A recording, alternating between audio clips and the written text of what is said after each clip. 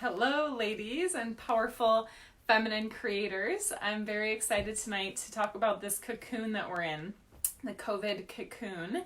And we can use this time in a few different ways, but I would have an amazing, loving vision of everyone using this time to upgrade their relationships, romantic and otherwise. As you probably realize in your own life, when we go through a contraction, on the other side of that contraction is a massive expansion. Just think about when a woman gives birth. She goes through a lot of contractions and then there's a baby. So we are birthing this new way of relating, this new way of creating passion and pleasure and intimacy and partnership and commitment in our relationships. But we have to be willing to take this time in the cocoon to transform, to turn into the butterfly, and to upgrade all of our relationships. So how many of your relationships right now are giving you more energy, more vitality, more pleasure, more love? Whether it's a relationship that's romantic or a friendship, our relationships are designed to give us more out of life, to fulfill us deeply. But we've been told this myth as women that we need to be a martyr, that we need to mother hen everyone, we need to check in on people, and we need to take care of them in order to be good. Well, screw that. That's old way. I know it's still maybe living in our minds, but hopefully it's no longer living in our bodies and our hearts. We get a lot of choice right now. All the logistics, like I have to show up at work, for most of us, are off the table. Or I have to do things on a certain deadline. For most of us, it's not true right now. All of these masculine structures of time and deadlines and agendas are different. We don't have them. So our excuses are less valid than they were before. This is a time where we get to choose, how do I want to show up? Who do I want to love? What gifts do I want to give from the overflow? Who do I want to serve in my life? Not out of obligation, but out of devotion and out of love. And to me, the best way we can make use of this cocooning time is in two ways. We can increase the pleasure and the play and the creativity, since we don't have as much of the day-to-day in a typical way. I know if a lot of you have kids, you have more of the day-to-day because you're homeschooling and all of that. But we can either increase the pleasure, increase the love, increase the creativity, and ask, how can I do something differently? How can I bring more love and more energy to this situation? If this relationship doesn't feel good, how can I shift it? Or how can I politely let it go? And we also need more structure. We can't just, sit here and be like, okay, everything is going to be different. I really believe in the power of structure and of rituals. So having a connection ritual with your partner, even if it's just in the morning, sharing what your intentions are, and at night sharing what your gratitudes are. Or, if you've been in different parts of the room, instead of passing each other like roommates, maybe you have a little butt squeeze and a kiss. Or maybe you give each other a really long hug and get that oxytocin going. We have so many opportunities to connect in richer and fuller and bigger ways, but we oftentimes overlook it because we're focused on our to-do list, and this is a time to change all of that.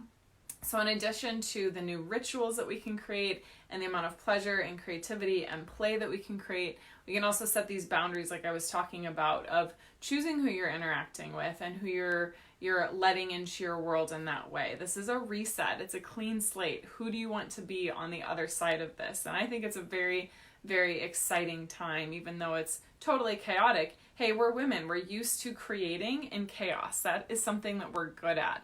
And we forget maybe that we have that power. But you absolutely have that power to use this time to create an upgrade, to create a massive, massive shift where you can get what you want in your relationships instead of feeling like you have to settle, instead of feeling like you have to make yourself small. We're all in some ways being made small right now of having to stay home and do the shelter in place. But hopefully that gives us the time to envision a better future and to create the relationships that nourish us and to show up in a way that nourishes us. The other thing that I feel like is really important is, if you're not in a relationship, reach out to people. Spend 2 to 3 minutes every morning sending a text to 2 or 3 people that you love, of gratitude, of appreciation, of acknowledgement, or sending a Facebook message with the same intent. Like, focus on the love that feels good in your life right now and creating more of that.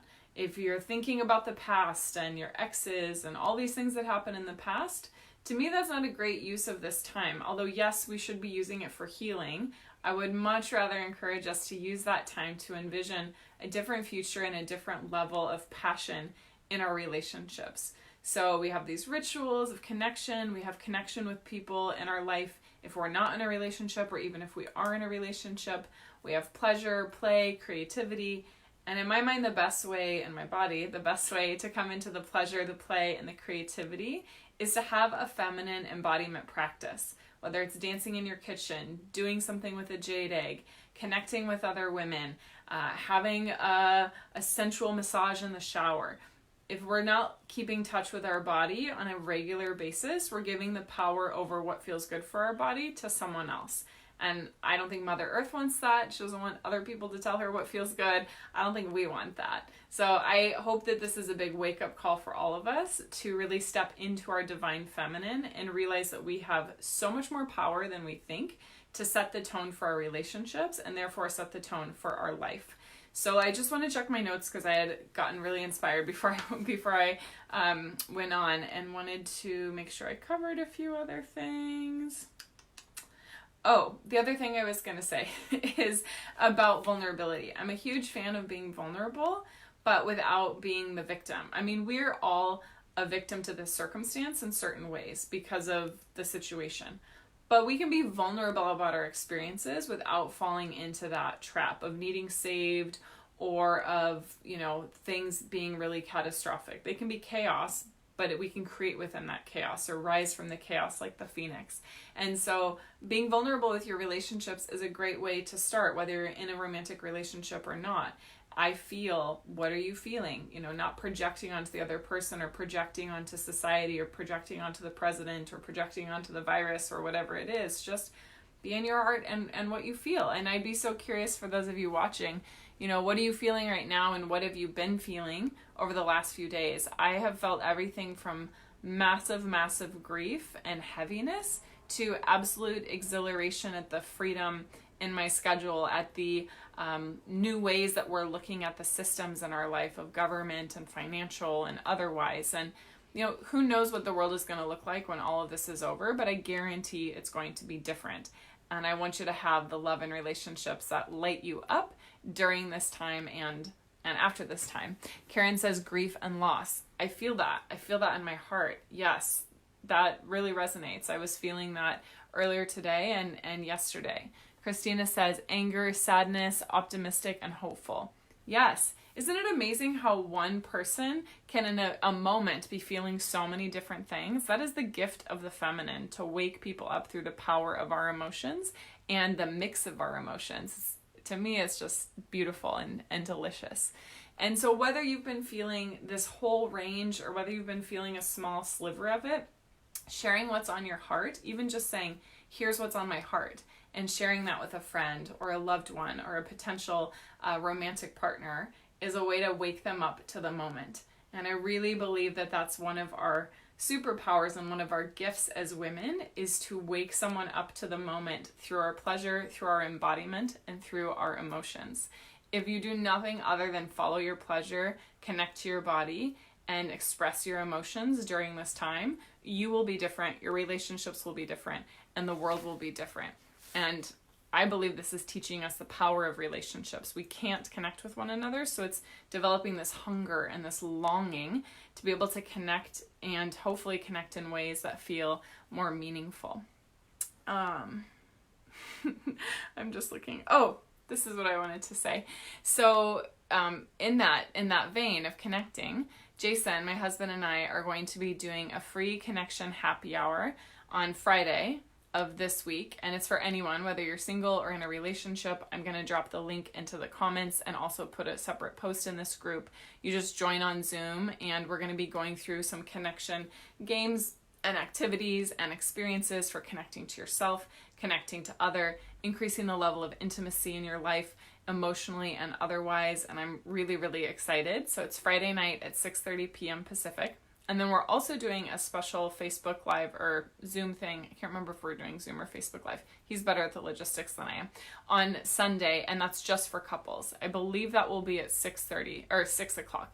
I'll post both of these things. The Friday night connection happy hour for anyone and everyone about deepening their connection, and the Sunday night couples thing that's also free. That's just giving couples tools for how to navigate this time. I mentioned some of them, the structure, having rituals for connection, giving each other space, speaking in a way that's vulnerable, connecting to your heart, not forgetting to have pleasure and play and passion and creativity. And yeah, we're going to be sharing some other practical tools. So couples can come on Sunday night and anyone can come on Friday night. And this is, of course, meant to be inclusive. So if you want to come on Sunday, you can come too. Anyone can. But the context for Sunday night will be much more about couples and how to not try and want to kill each other during this cocoon time, because it's a lot of closeness and a lot of time with someone that maybe you aren't used to spending that much time with. So I'm sending you so much love. I'm really excited about this time, even though it's full of change and loss and newness. So I will be doing these Facebook Lives every Wednesday, and I hope to see you either on Friday night or on Sunday night. Mwah!